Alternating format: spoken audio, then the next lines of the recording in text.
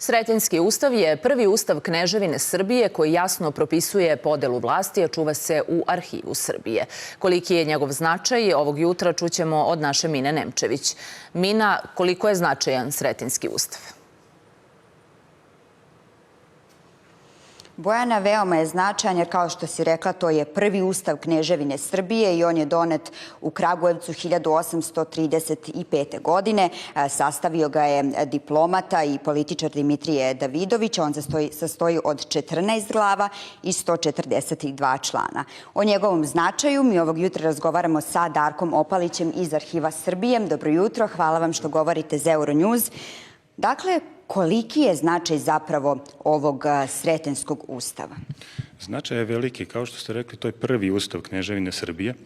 I ako se osvrnemo na istorijski kontekst u kojem je on donet, primetit ćemo da Kneževina Srbije u tom trenutku nije bila samostalna država, nego se nalazila u okviru Osmanskog carstva gde je uživala autonomni status i Kneževina Srbija je donošenjem ovog ustava izrazila atribute državnosti, jer ne možemo a ne primetiti da je, na primjer, u tom ustavu opisani su kako treba da izgledaju državna zastava, državni grb i na taj način Srbija je na neki način poslala poruku svoje težnje ka slobodi, ka modernizaciji, ka suverenosti, jer podvlačim, Kneževina Srbija, odnosno na Narodnoj skupštini u Kragujevcu, je taj ustav donela samostalno.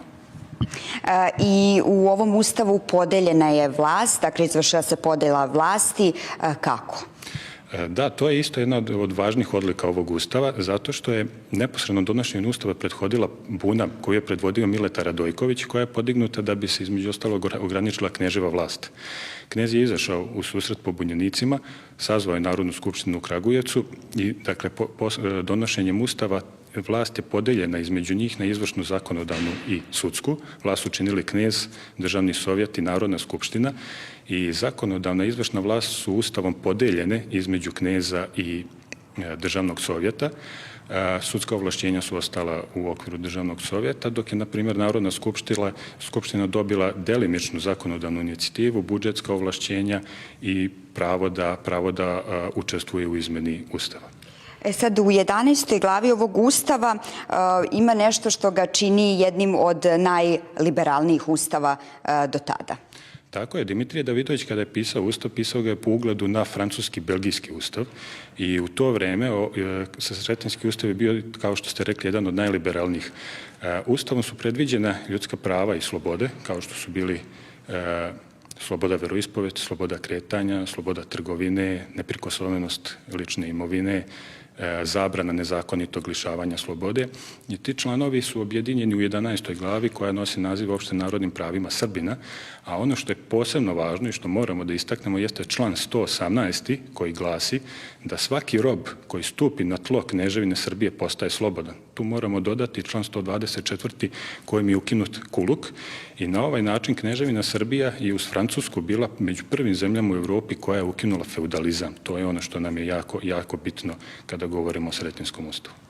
Ovde u Arhivu Srbije čuva se ustav, Sretenjski ustav, međutim on nije uvek dostupan javnosti. Kako se on čuva i kada prosto javnost ima priliku da ga vidi, a šta će biti izloženo danas prilikom konferencije koja će biti? Da, upravo ste, zbog važnosti Sretenjskog ustava kao dokumenta za našu nacionalnu istoriju i pa možemo i reći slobodarsku samosvest, Sretenjski ustav se ne izlaže često, nego se čuva u specijalnim uslovima, atmosferskim uslovima u Državnom arhivu Srbije i, na primjer, prošle godine je bio izložen povodom Sretenja, a ove godine Sretenjski ustav neće biti izložen, ali će posetioci moći da vide Dečansku povelju, dokumenti iz 1330. godine kojom je kralj Stefan Dečanski podigao, tako reći, i osnovao manastir Visoki Dečani. Dečanska povelja će moći da se vidi tokom vikenda, subote i nedelje u periodu od 10 do 18 časova u izložbenoj prostoriji Državnog arhiva Srbije u Karnegijevoj 2. Hvala vam što ste govorili za Euronews. Hvala vam. Dakle, čuli smo nešto o najvažnijem, odnosno prvom ustavu Kneževine Srbije, Sretinskom ustavu. Dakle, on je bio izložen prošle godine za Dan državnosti. Ove godine izložena je Dečanska povelja i svi zainteresovani, naravno, moći će od danas pa sve do kraja nedelje da posete i vide ovu važnu povelju u Arhivu Srbije od 10 do 18 časova. Hvala ti, Mina. Govorit ćemo i opširnije i o Sretinskom ustavu i o Sretenju u drugom satu naše emisije.